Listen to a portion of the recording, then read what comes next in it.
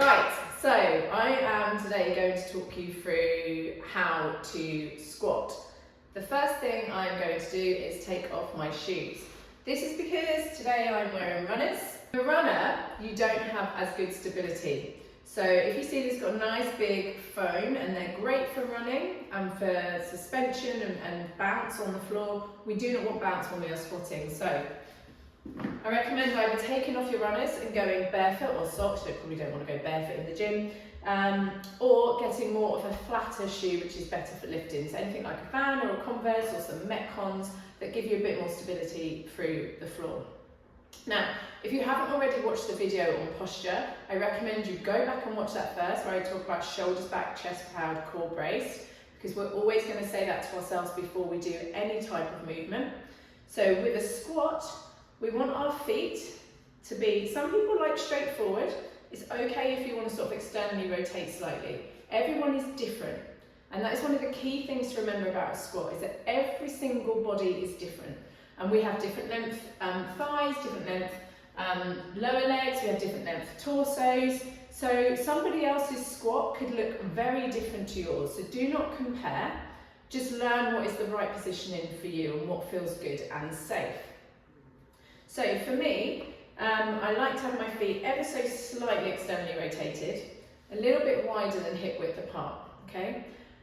Another bonus of taking your shoes off is that you can feel the floor, okay? If you've got a big rubber sole under your feet, you cannot feel the floor. When I feel the floor, I can also engage every part of my foot. With a runner, your toes are slightly raised at the front. Every single part of my foot is now engaged in the floor. Not only does it give me better balance, better stability, better engagement, the more of your foot that is touching the floor, think about all those little nerve endings that are now sending messages through your body up to your brain to do something, okay? So the more of our foot that is feeling, the more messaging is being sent through to our body to work. So, shoulders back, chest proud, core braced, hips slightly tucked under. So again, we're not over exaggerating. We are just making sure that our belly button is lifted to our rib cage and we're not duck bumming. We don't want to be doing a squat with this pattern here in our lower back, because it's just going to load through our lower back. It's going to be very painful, so we're going to flip the hips under. When it comes to the floor positioning, what I want you to think about with your feet is I want you to imagine that you are stood on a big rectangle piece of paper, okay? And that you are going to put your hands here, so I want you to feel this for yourself and see what this feels like.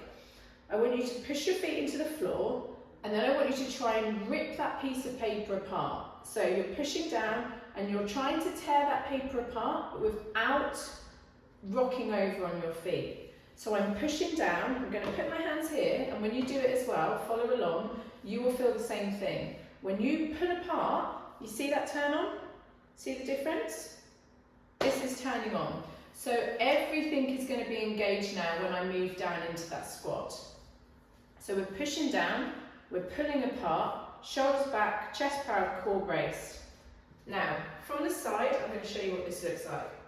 Shoulders back, chest proud, core braced, hips slightly tucked under. I'm pushing down and I'm pulling apart. Now, the first thing that I'm going to think about here is sending my hips back and down, okay?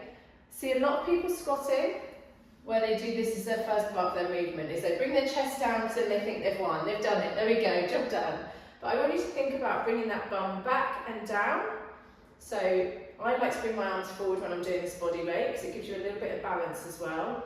So hips tucked under, and I'm going to push down into that squat, all the way down if you can. It doesn't matter if that's not your depth at the moment, but the most important thing is that you are pushing down and pulling apart as you do that, so that all of this part of your body is engaged, but also with your shoulders back, your chest proud, your core braced, your upper body is engaged also. This is what's known as a compound movement. It's not just a lower body exercise, the whole body is involved in this. Chest, back, shoulders, everything is switched on. So we're going to push down, pull apart, hips tucked under, keep them tucked under as you come down. The tendency for many people is to do this, okay? And we've got that big arch in our back, and we're going to get lower back pain when we do that. So hips stay tucked under as we come back and down into that squat.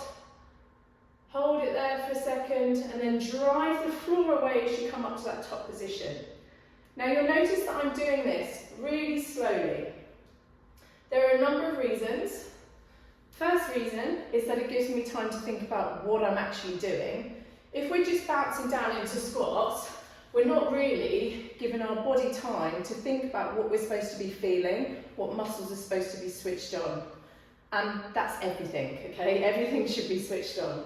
So when we push down, pull apart and take our time, we can think, right, am I engaging my glutes? Am I pulling my feet apart? Am I getting as low as I can? Is my chest proud? Is my core braced? And then we drive the floor away to come back up at that position. Another reason to take it nice and slow is that we don't want to use the bounce to get back up for the lift, okay? So if we're just using boom, boom, okay? We're just using that sort of bounce to come out of it rather than switching on our muscles and using our muscles. So again, one last time from the side, shoulders back, chest proud, core braced, pelvis tipped under slightly. We're going to keep that tilt there, and then we're going to come down. 3, 2, 1. Hold it there for a second, and then drive the floor away as you come up to the starting position. So 2 other really important points when you're doing your squat is eye line and breath, okay? So when I was talking about duck bumming, we want to make sure what that normally brings is also that the neck flexes and the eyes shoot up, okay? We don't want to do that, but we also don't want to be looking down at the floor and putting this strain through the top of our neck. So I like to personally find one point to focus on and just follow that point throughout my squat. So I'm going to look ahead and slightly down, and I'm going to come down into that position. My eyes are going to stay fixed exactly where they started, and then I'm going to drive the floor away.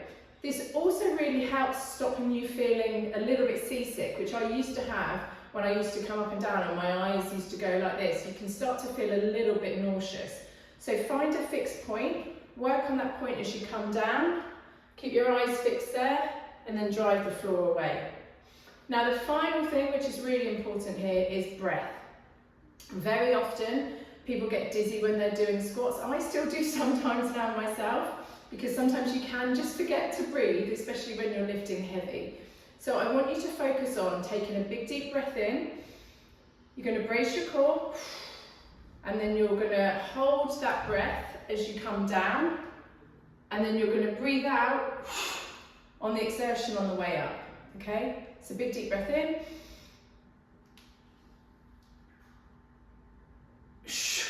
Breathe out as you come up. And you'll learn that as we go through the other exercise videos in this section, that breath is going to be slightly different for each exercise, but you breathe out on the exertion. That's the key point.